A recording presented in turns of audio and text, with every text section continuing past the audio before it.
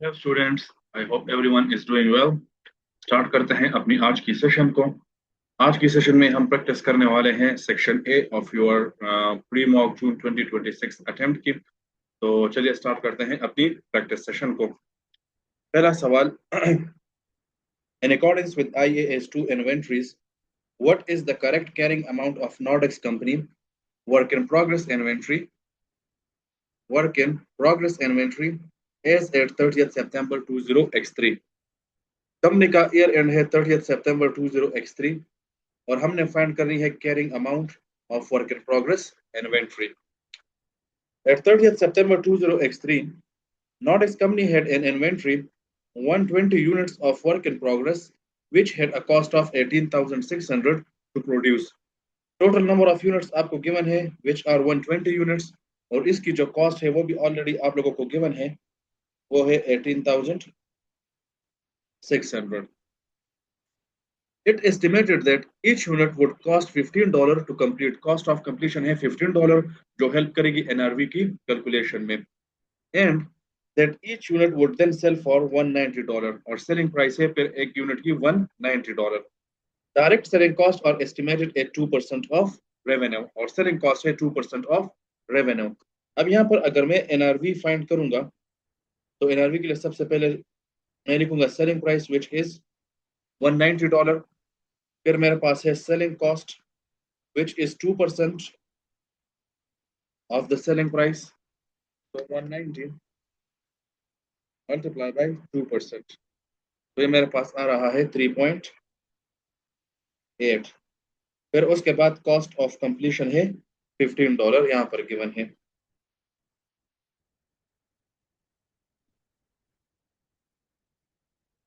तो NRV per unit मेरे पास आ जाएगी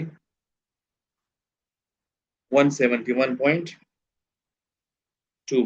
फिर इसको मैं नंबर ऑफ यूनिट के साथ मल्टीप्लाई करूंगा तो टोटल एनआरवी में मेरे पास आ जाएगी 20544। अब मैं कंपेयर करूंगा कॉस्ट को एनआरवी के साथ और जो लोअर होगा मैं वही लूंगा। ठीक है, तो लोअर है कॉस्ट, वही हो जाएगा मेरा आंसर ऑप्शन ए।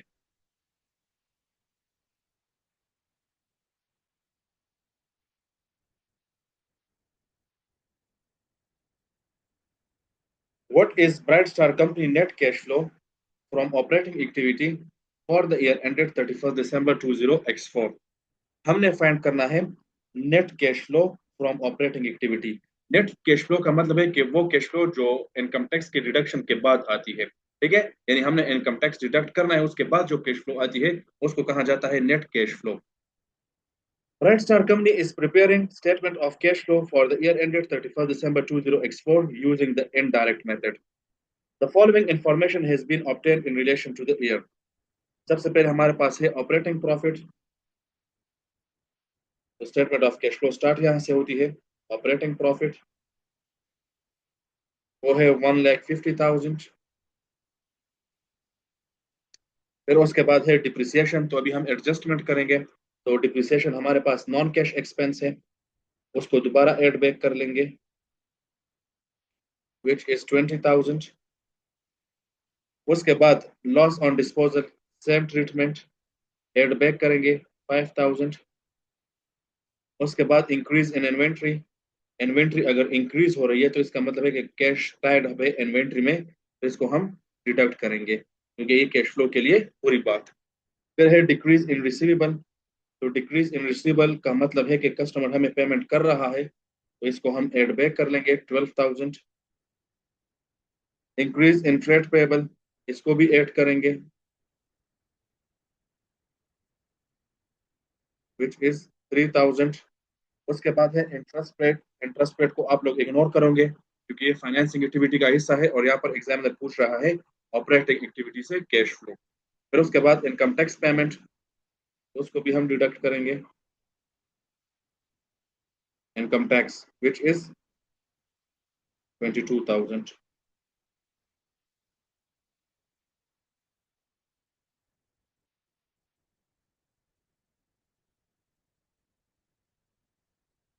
तो ये मेरे पास आ रहा है 160,000।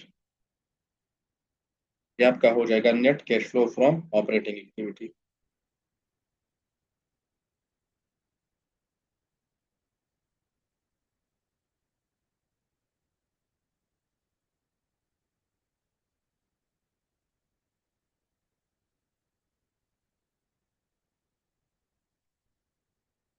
Which of the following statement is correct, इनमें से कौन सा स्टेटमेंट ठीक है।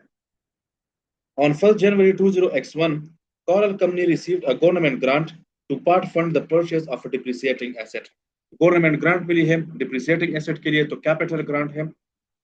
Coral Limited recognized the grant received as deferred income and recognized grant income in the year ended 31st December 20X1 and 31st December 20X2. In the year ended 31st December 20X3, Coral received another grant.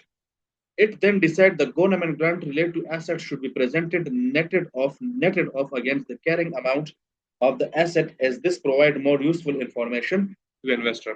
देखिए जरा, company है coral company. Coral company को grant मिला था 20X1 में। Grant था capital grant, और capital grant में जो मेथड कोरल कंपनी ने चूज कर दिया वो था डेफर्ड इनकम मेथड। मेथड कौन सा था? Deferred income method. और अब 20X1 और 20X2 में ग्रांट इनकम को रिकॉग्नाइज्ड भी किया गया है। यहाँ पर एग्जामिनर ने बताया है कि recognised grant income in the year ended 31st December X1 and 31st December 20X2, तो ऑलरेडी ग्रांट इनकम रिकॉग्नाइज्ड कर चुका है वो। फिर नेक्स्ट ग्रांट मिला कोरल कंपनी को 20X3 में, और अब कोरल कंपनी चाहती है कि मैं उसको as a deferred income treat नहीं करूंगी, बल्कि उसको मैं नेटेड ऑफ मेथड वाले तरीके से उसकी अकाउंटिंग करूंगी। ठीक है, नेटेड ऑफ मेथड। तो ये जो चेंज इन मेथड हो रहा है, this change in method is a change in accounting policy. This change in method is a change in accounting policy. और आप सबको पता है according to IAS act, change in accounting policy को हम हमेशा अप्लाई करते हैं रेट्रोस्पेक्टिवली। ठीक है। अब the presentation of the grant received in 20X1 should not be changed. The new presentation method should apply only to the grant received in 20X3. बात बिल्कुल गलत है, हमें retrospectively adjustment करनी होगी। A change in is presentation is a change in accounting policy, and a prior year adjustment should be reported in the statement of changes in equity in 20X3 financial statement. ये option बिल्कुल ठीक है। The change in the presentation is a change in accounting estimate. ये change in accounting estimate नहीं है, it is a change in accounting policy. Grant related to asset must be presented as deferred income in the statement of financial position. यहाँ पर examiner कह रहा है must be presented, absolute बात कर रहा है कि इसको आपने हमेशा प्रेजेंट करना होगा as a deferred income method के जरिए से। And therefore, Coral Limited should not change the accounting treatment applied to the 20X1 grant and must apply the same treatment to 20X3 grant। नहीं हो सकता है भाई। ठीक है, तो करेक्ट ऑप्शन है option B.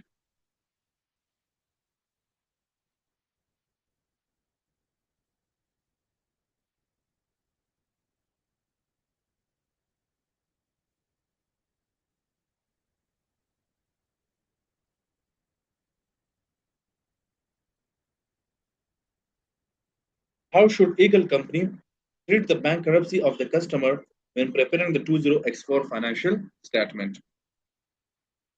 On 31st December 20X4, Eagle Company draft statement of financial position report net assets of 4 million. Included in this is a receivable of 20,000 from a customer who entered bankruptcy on 20th January 20X5. देखिए भाई, company का year and है 31st December 20X4। Customer जो bank corrupt हो चुका है वो हो चुका है on 20th January 20X5। Customer bank corrupt हो चुका है after the year and. Customer bank corrupt हो चुका है आफ्टर द ईयर एंड। तो इसका मतलब ये हुआ कि ये जो इवेंट्स है ये इवेंट्स आफ्टर रिपोर्टिंग डेट में आएगा। ठीक है, इवेंट्स आफ्टर रिपोर्टिंग डेट में। The customer had been suffering from financial difficulties for the several months. Several months से वो financial difficulty face कर रहा था। तो जब several months से वो financial difficulty face कर रहा था, तो इसका मतलब ये हुआ कि condition reporting date के ऊपर exist कर रहे थे। condition already reporting date के ऊपर exist कर रहे थे। कहाँ से पता चला? Examiner ने खुद बताया है कि the customer had been suffering from financial difficulty for the several months. Several months से वो financial difficulty face कर रहा था। जब सेवरल मंथ से वो फाइनेंशियल डिफिकल्टी फेस कर रहा था और उसके बाद वो 20th January 2005 को बैंकरप्ट हो गया, तो इसका मतलब ये हुआ कि कंडीशन ऑलरेडी एग्जिस्ट कर रहे थे एट द रिपोर्टिंग डेट। ठीक है, कंडीशन ऑलरेडी एग्जिस्ट कर रहे थे एट रिपोर्टिंग डेट, तो ये हमारे पास इवेंट हो जाएगी एडजस्टिंग इवेंट, और इसके लिए हमने फाइनेंशियल स्टेटमेंट को एडजस्ट करना होगा। However, Eagle Company was unaware of this at 31st December 2004. The Eagle Company financial statement are authorized for issue on 15th February 2005. Financial statement authorized हो गए हैं on 15th February 2005 और event हो गई है 20th January 2005। तो ये हमारे पास events after reporting date है। Financial difficulty several months से सफर कर रहा था वो, तो इसका मतलब कंडीशन एग्जिस्ट कर रहे थे, तो ये हमारे पास हो जाएगी adjusting event.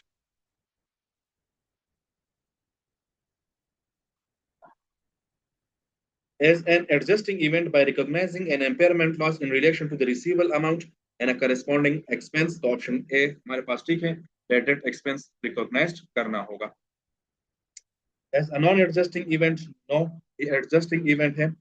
As an adjusting event by recognized an impairment loss in relation to the receivable amount and a corresponding reduction to revenue, आपने revenue को reduce नहीं करना, आपने bad debt expense recognize करना होगा, तो ऑप्शन सी भी गलत है। और ऑप्शन डी भी कह रहा है कि ये नॉन एडजस्टिंग इवेंट है, नॉन एडजस्टिंग नहीं, एडजस्टिंग इवेंट है।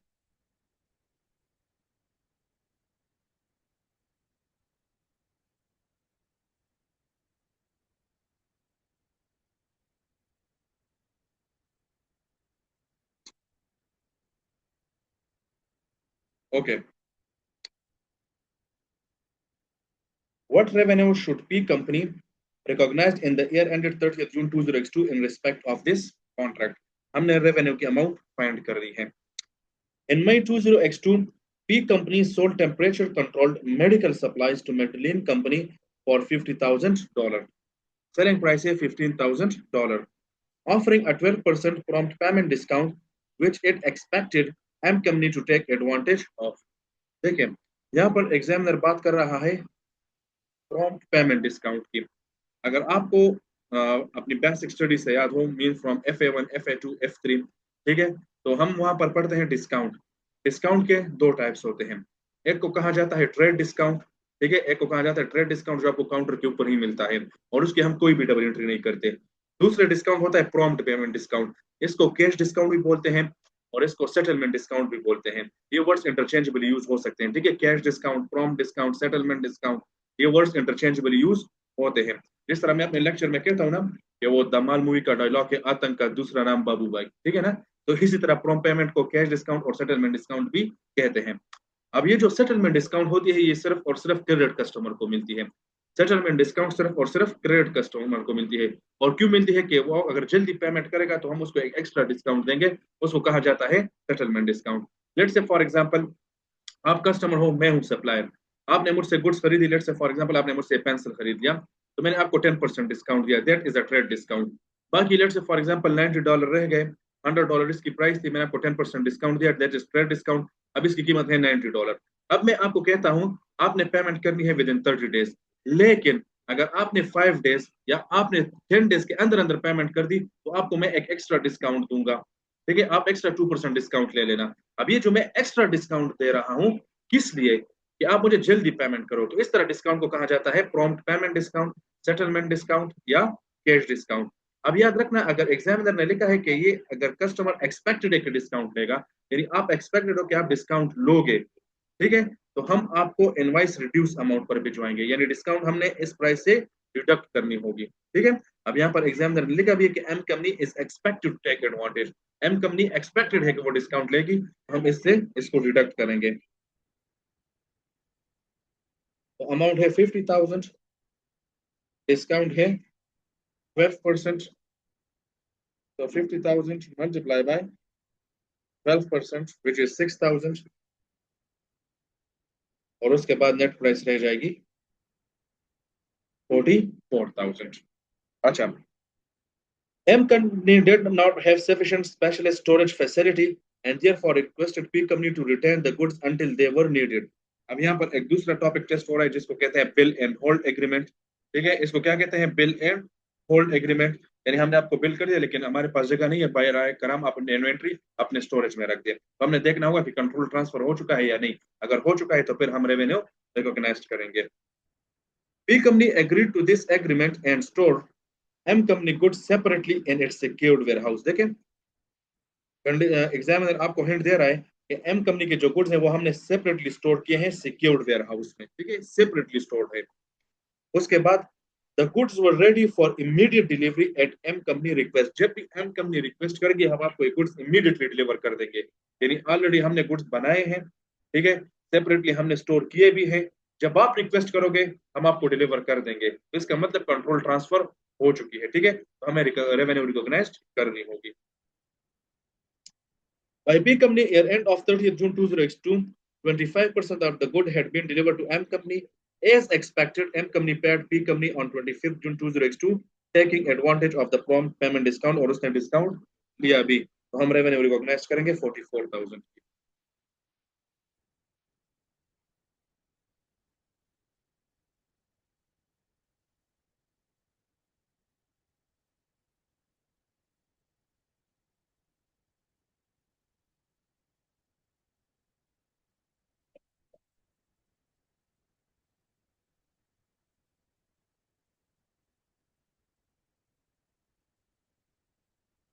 Which of the following amounts, if recognized by I Company in the statement of profit or loss in the year ended 31st December 20X5, would correctly reflect the requirement of IAS 20, accounting for government grant and disclosure of government assistance?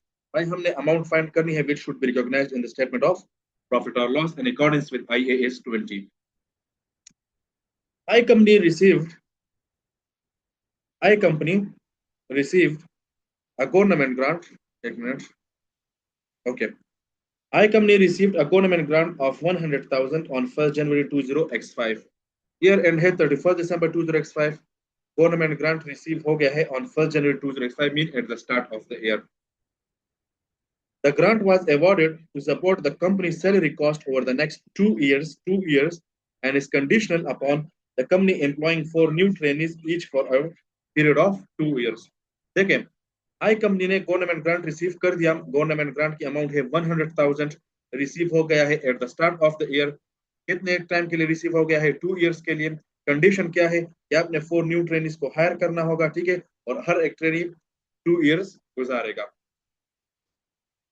I Company employed 4 new trainees on 1st April 20X5, and they remained employed at its year end of 31st December 20X5.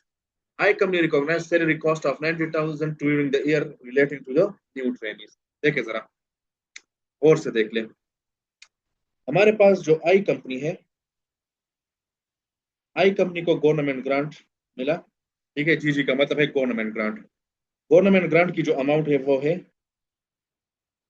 100,000। Government grant की जो amount है वो है 100,000।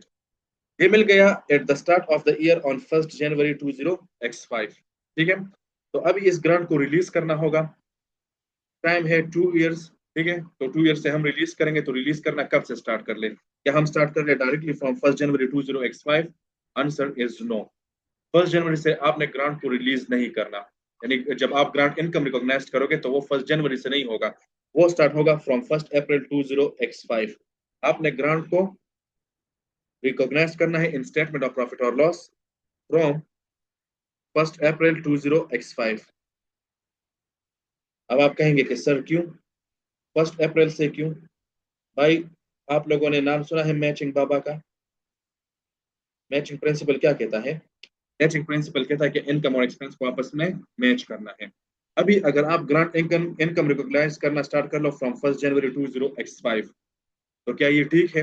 भाई, जनवरी की income recognise होगी, February की होगी, मार्च की होगी, तो इन तीनों मंथ्स की एक्सपेंस किधर है? ठीक है ना, एक्सपेंस किधर है? एक्सपेंस तो स्टार्ट हो रहे फ्रॉम 1st अप्रैल 20X5। आप इनकम को रिकॉग्नाइज करोगे फ्रॉम 1st जनवरी 20X5, तो क्या आप अगेंस्ट मैचिंग प्रिंसिपल नहीं जा रहे?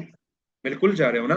मैचिंग प्रिंसिपल कहता है कि इनकम और एक्सपेंस को आपस में मैच होना चाहिए, ठीक है, इनकम और एक्सपेंस को आपस में मैच होना चाहिए। तो जब हम इनकम एक्सपेंस को मैच करेंगे तो हम ग्रांट इनकम को 1st अप्रैल 20X5 से रिकॉग्नाइज करना स्टार्ट करेंगे, नॉट फ्रॉम 1st जनवरी 20X5। तो कितनी ग्रांट इनकम फॉर 20X5 हम रिकॉग्नाइज करेंगे? तो टोटल ग्रांट अमाउंट है 100,000। ये हमारे पास है 2 इयर्स के लिए, और करंट ईयर में हम सिर्फ 9 मंथ्स के लिए इसको रिलीज करेंगे।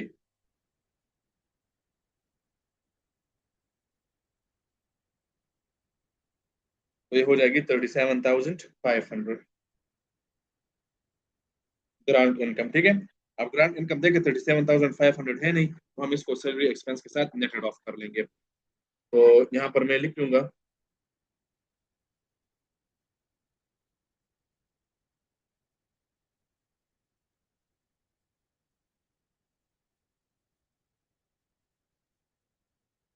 सैलरी कॉस्ट है 90,000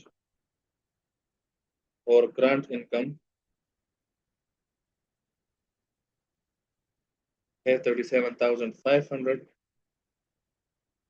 तो नेट एक्सपेंस हमारा हो जाएगा 52,500। Option D, salary expense of 52,500। देख ले इसको।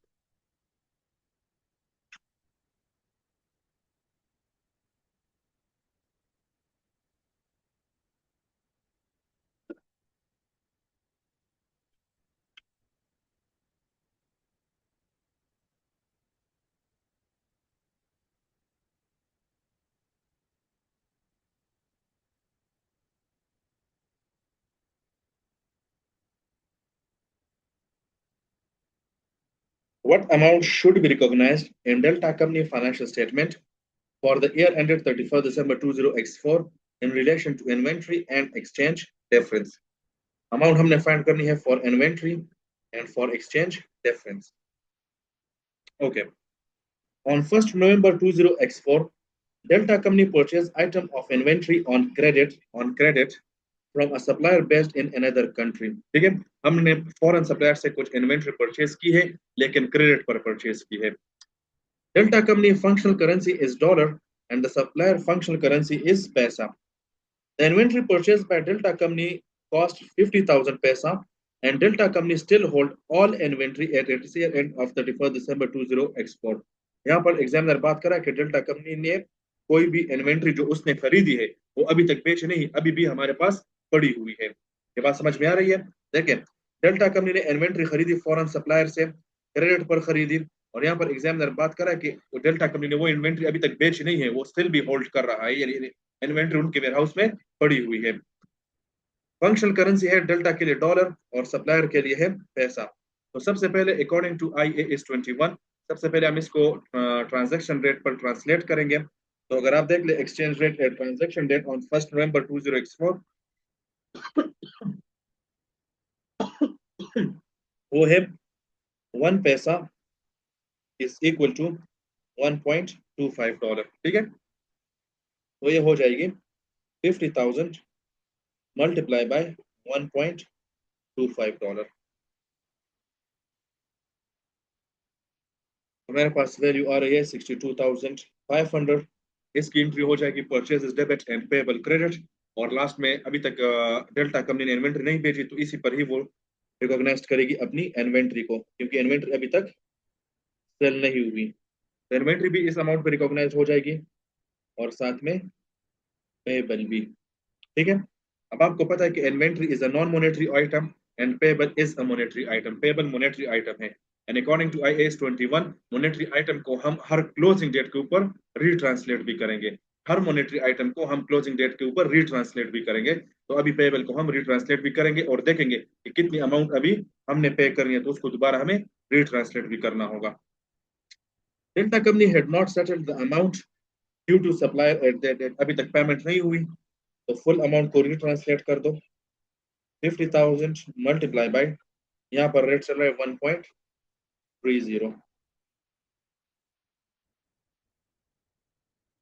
Which is $65,000। अब आप देखें, पहले पेबल था 62,500, अब पेबल है 65,000। लाइबिलिटी की वैल्यू खुद ब खुद बढ़ी, तो ये हो जाएगा हमारे लिए लॉस। तो एक्सचेंज लॉस हो जाएगा 2,500 का। ठीक है, ये हो जाएगा एक्सचेंज लॉस, और ये 62,500 हो जाएगी इन्वेंट्री की वैल्यू। यहाँ पर हो जाएगा option 1 inventory 62,500 and 2,500 loss, option A.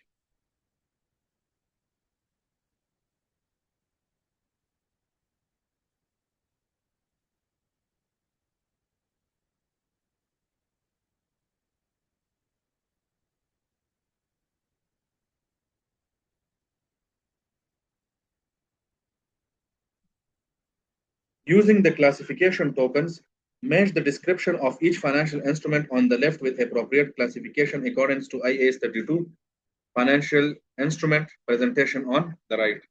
भाई हमने बताना है कि ये जो हमारे पास फाइनेंशियल इंस्ट्रूमेंट है ये फाइनेंशियल लाइबिलिटी है, इक्विटी है या कंपाउंड इंस्ट्रूमेंट है। तो एक एक को भी हम पढ़ेंगे।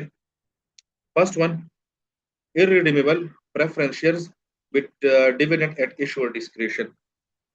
irredeemable preference shares है तो irredeemable preference shares वो preference shares होते जो redeem नहीं होते, और यहाँ पर बताया गया है कि with dividend at issuer discretion, यानी जिसने इशू की है उसके ऊपर है कि वो डिविडेंड आपको देना चाहता है या वो आपको डिविडेंड नहीं देना चाहता।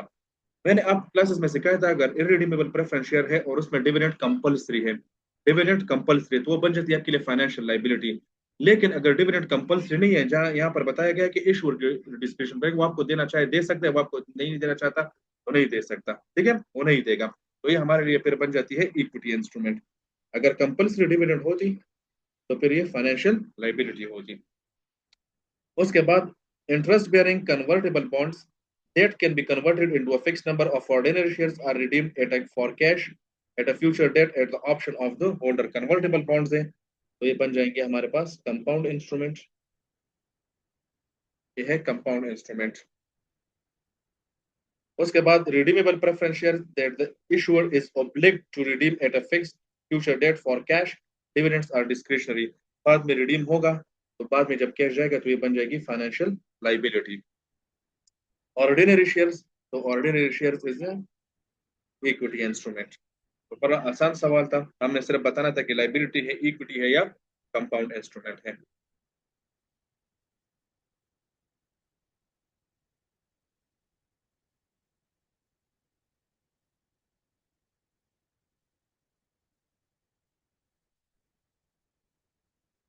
In accordance with IFRS 9 financial instruments, what is the carrying amount of the bond at 31st December 20x5? हमने फाइंड करनी है carrying amount of the bond at 31st December 20x5। Carrying amount, income नहीं पूछी, ठीक है, हमसे कोई expense नहीं पूछा या फेयर वैल्यू गेन, वो सारी चीजें नहीं पूछी, पूछी गई है carrying amount. On 1st January 20x5 mean at the start of the year, that company paid for 80,000 to acquire खरीदा है तो इट्स अ फाइनेंशियल एसेट, ठीक है, फाइनेंशियल एसेट है। A 4-year bond debt instrument है with a nominal par value of 500,000, ठीक है। Z company ने at the start of the year 4-year bond खरीदा है यानी डेट इंस्ट्रूमेंट, अमाउंट पे की है 480,000 और उसकी पार वैल्यू है 500,000। Interest at 5% is payable in arrears, which is a nominal rate, and the effective interest rate is 7%. The bond is held within a business model whose objective is to hold the asset to collect the contractual cash flow, and the cash flow represents only payments of principal and interest। यानी सिर्फ principal और interest को enjoy करना है। तो कौन सा model होगा? एमोर्टाइज कॉस्ट मॉडल। और एमोर्टाइज कॉस्ट मॉडल के लिए हम क्या करेंगे? टेबल बनाएंगे। तो सबसे पहले आ जाएगा डेट, फिर हो जाएगा ओपनिंग बैलेंस, फिर हो जाएगा इंटरेस्ट इनकम, फिर हो जाएगा इंटरेस्ट रिसीव्ड और फिर हो जाएगा क्लोजिंग बैलेंस। तो यहाँ पर इंटरेस्ट रिसीव जब हम फाइंड करेंगे तो वो होगा nominal value which is 500,000 multiply by nominal rate, तो ये हो जाएगा 25,000। उसके बाद डेट होगा 31st December x5, opening balance होगी 480,000, इंटरेस्ट इनकम कैलकुलेट करेंगे इफेक्टिव रेट के ऊपर विच इज 33,600,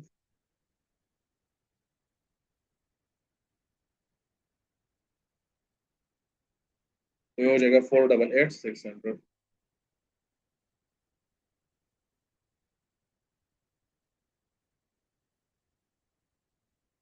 ये रहा आपका answer.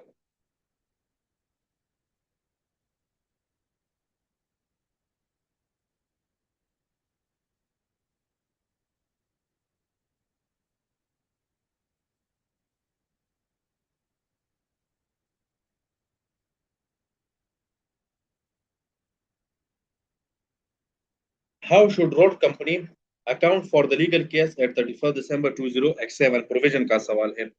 Legal case on 1 July 20x7 a delivery truck driven by a road company employee caused an accident and injured a third party. At road company reporting date of 31st December 2007, a legal case brought up by the injured party against the road company is ongoing.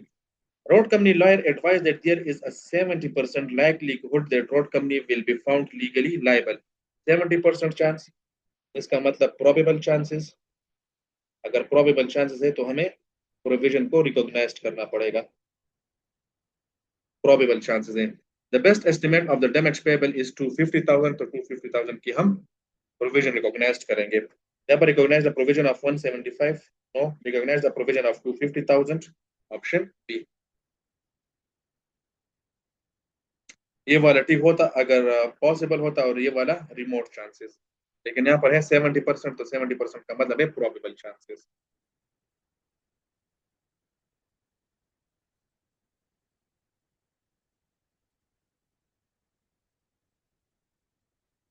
Okay. What amount should city company recognized in the 20x8 statement of profit or loss as a fair value gain in relation to the property? Property की हमने निकालनी है fair value gain. On 1st January 20x8, city company vacated its head office and start advertising the property for rent. Vacated its head office, पहले था owner occupied property, अब वो कह रहे हैं कि हम इसको रेंट पर देंगे, तो ये बन जाएगी इन्वेस्टमेंट प्रॉपर्टी. ठीक है, तो 1 जनवरी 20x8 को वेकेट किया गया है, तो 1 जनवरी 20x8 को हो रहा है change in use. Change in use क्योंकि 1 जनवरी को ही इन्होंने हेड ऑफिस को खाली कर दिया और कह रहे हैं कि हम इस प्रॉपर्टी को क्या करेंगे, रेंट पर देंगे, तो यहीं से हो जाएगा change in use. Change in use हो रहा है from IAS 16 to IAS 40. It secured a tenant on 1st April 20x8 and they occupied the property immediately. भाई टेनेंट कब मिला, किराएदार वो मिल गया ऑन 1 अप्रैल 20x8. तो इसका मतलब ये नहीं है कि चेंज इन यूज हो रहा है फ्रॉम 1 अप्रैल 20x8. जहां पर आपने ये नियत कर दी कि अब हम इसको खाली करेंगे और अभी होगी प्रॉपर्टी रेंट के लिए, मतलब इन्वेस्टमेंट प्रॉपर्टी होगी और हम इसको रेंट पर देने के लिए तैयार है, तो उस दिन से चेंज इन यूज हो रहा है. ठीक है, अब किराएदार मिले या ना मिले, लेकिन उस दिन आपने चेंज इन यूज वाली वो कंप्लीट प्रोसेस आपने करनी होगी. Okay. On 1st January 20x8, the building carrying amount was 1920000 and it had a remaining life of 40 years. The property fair value was 2600,000 on 1st January 20x8. इसको highlight कर दे जरा. Property की fair value है 2600,000 at the date of change in use, 2900 जब tenant मिला and 32,000 at the year end. ठीक है, मैंने 3 different color use कर दिए. 1 January 2008 at the date of change in use fair value थी 2600, जिस दिन टेनेंट मिला 2900 और 3200,000 at the year end. तो अगर मैं आपको बता दूं तो चेंज इन यूज हो रहा है 1 जनवरी 20x8 को, तो इस वैल्यू का कोई लेना देना नहीं है, इसको आपने इग्नोर कर देना है. City company adopt the cost model for property plant and equipment and the fair value model for investment property. एक नया कॉन्सेप्ट आप लोगों को इस क्वेश्चन में दूंगा. देखिए IAS 16 में जो मॉडल था सिटी कंपनी का वो था कॉस्ट मॉडल, वो चेंज हो रहा है to IAS 40 fair value model. From cost model to fair value model.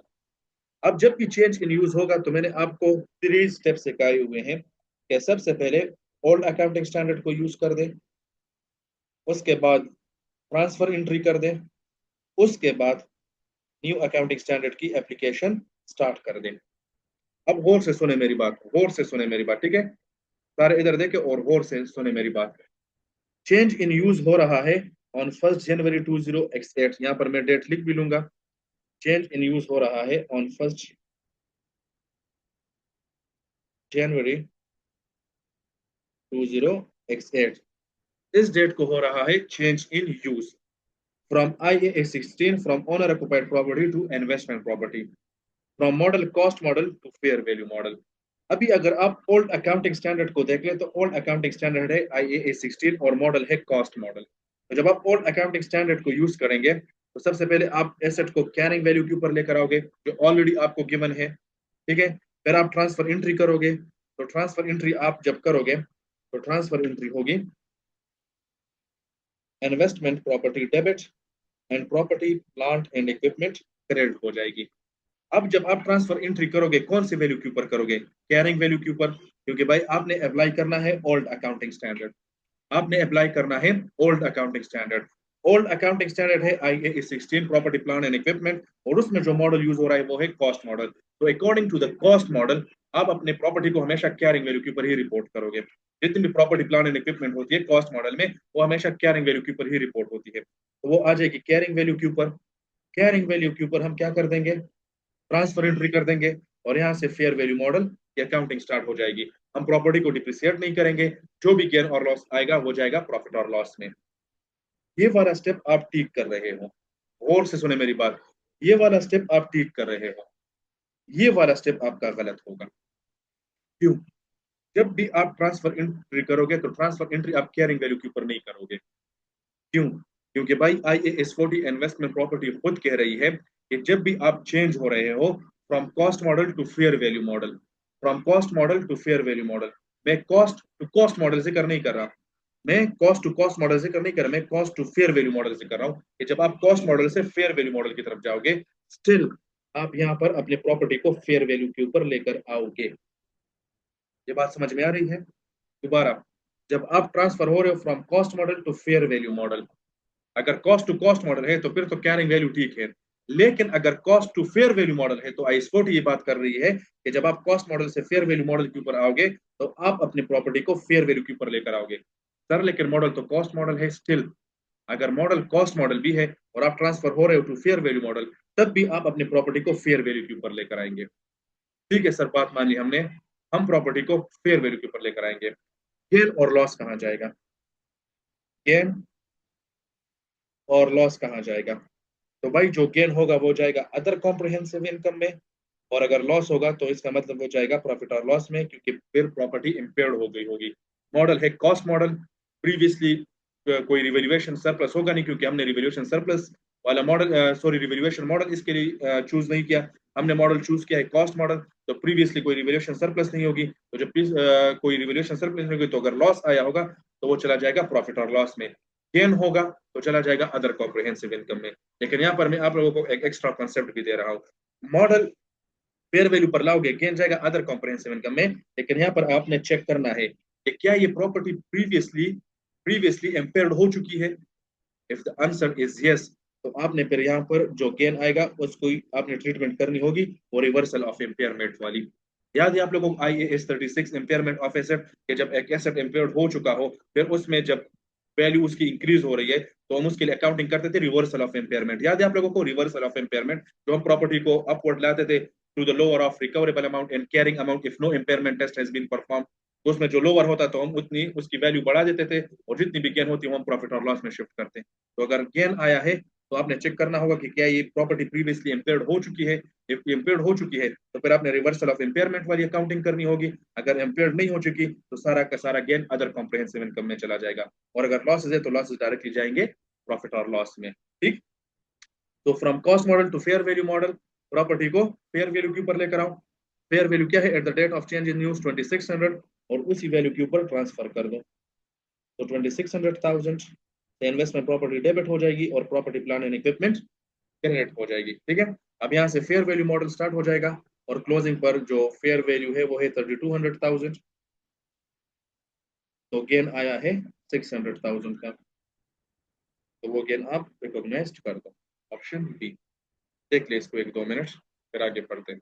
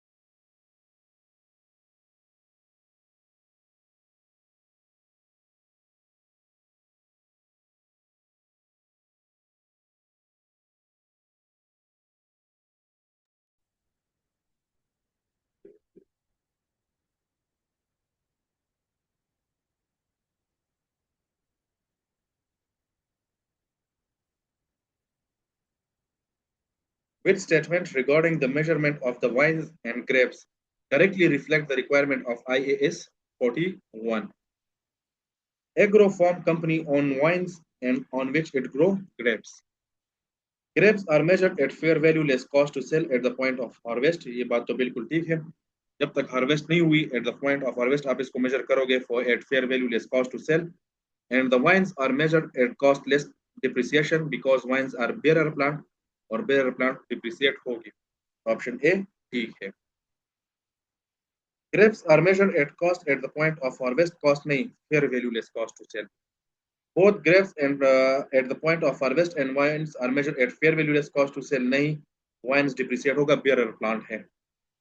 Grapes at the point of harvest are measured at lower of cost and NRV. नहीं, जब harvest हो जाए तो जब ये इन्वेंट्री में ट्रांसफर हो जाए उसके बाद आपने इसको लोअर ऑफ कॉस्ट और एनआरवी के ऊपर रखना होगा. तो ये ऑप्शन भी गलत है.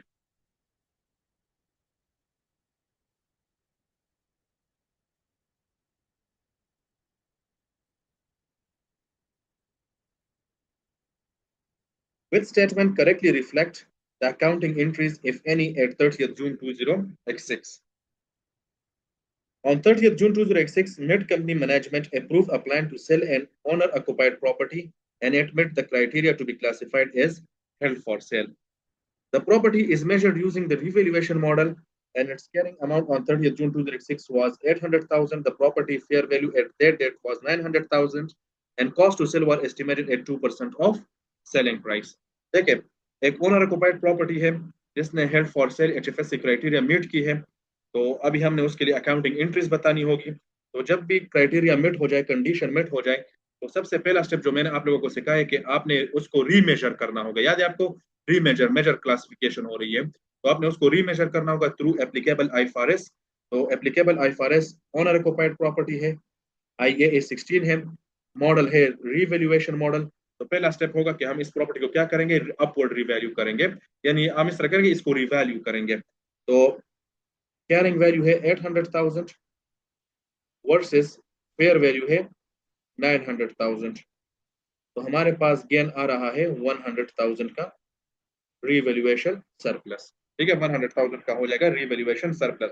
तो स्टेप नंबर वन मीट हो गया. हमने इसको रीमेजर कर दिया थ्रू एप्लीकेबल आईएफआरएस और जब एक दफा हमने इसको क्लासिफाई कर दिया एज हेल्ड फॉर सेल तो अभी हमने इसको मेजर करना होगा एट लोअर ऑफ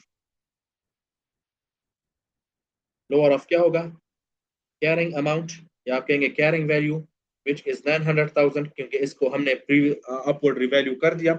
और दूसरा होगा fair value less cost to sell. तो अगर आप देखें तो फेयर वैल्यू है 900,000, कॉस्ट टू सेल है 2%,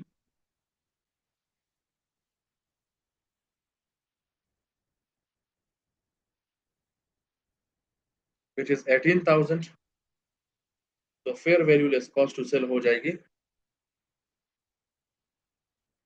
882,000.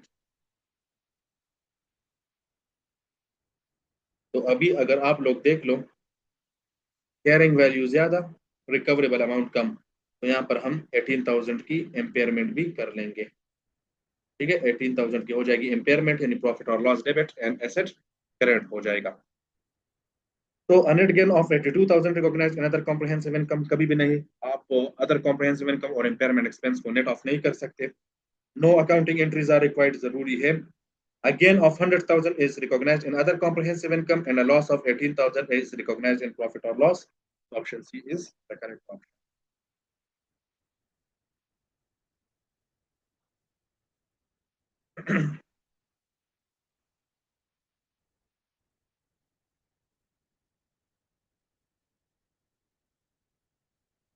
Which statement best reflect the requirement of IFRS 13 fair value measurement?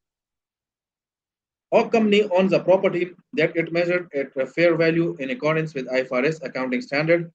Our company is unsure whether it should determine the fair value. उसको पता है कि हम fair value किस तरह determine करते हैं.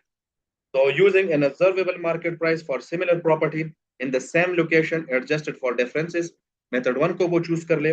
ये है level 2 input. By discounting its future cash flow projection relating to the property using the rate at which it could obtain borrowing, method 2 यानी ये level 3 input है. Priority 2 को देनी होगी, फिर उसके बाद हम 3 को choose करेंगे. Method 2 is more appropriate because it is entity specific. आपने एंटिटी स्पेसिफिक नहीं देखना होगा, between market participant, between market participant. Method 1 is more appropriate because it uses level 2 rather than level 3। तो ये ऑप्शन ठीक है क्योंकि प्रायोरिटी हमने देनी होगी 2 को। When more than one method is available to measure fair value, an average of the fair value determined under both methods should be taken. No. Neither method 1 or 2 is of all company must use quoted price। तो इसके बारे में examiner ने जिक्र नहीं किया, उसने कहा कि मैं इसमें या इसमें कौन सा चूज कर लूं।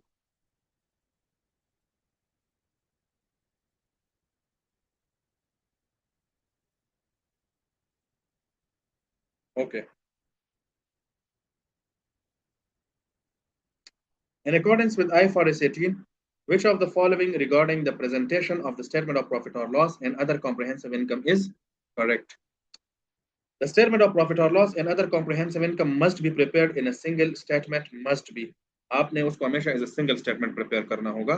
नहीं, all income and expenses must be presented in operating, investing and financing category in the statement of profit or loss। Income tax को तो आप इन तीन कैटेगरी में नहीं लेकर आ सकते। यहाँ पर एग्जामिनर एब्सोल्यूट बात करे कि मस्ट बी, जितनी भी इनकम और एक्सपेंसेस होगी वो सारे के सारे जरूर ऑपरेटिंग, इन्वेस्टिंग एंड फाइनेंसिंग का हिस्सा होंगे, इनकम टैक्स अलहदा होगा। ठीक है, तो ये ऑप्शन गलत है। The share of profit of an associate is presented in the operating category in the consolidated statement of profit or loss, not operating. It should be in investing category। Operating profit and profit or loss before financing and income taxes are both mandatory subtotal in the statement of profit or loss। तो दोनों mandatory, operating profit पहले आएगा, फिर investment income head होगी, तो फिर हो जाएगी प्रॉफिट और loss before financing and income taxes. तो ये था हमारा सेक्शन ए कंप्लीट। आप इसको जरा देख ले और थोड़ा सा ब्रेक लेंगे, फिर उसके बाद फिर हम सेक्शन बी की प्रैक्टिस भी करेंगे।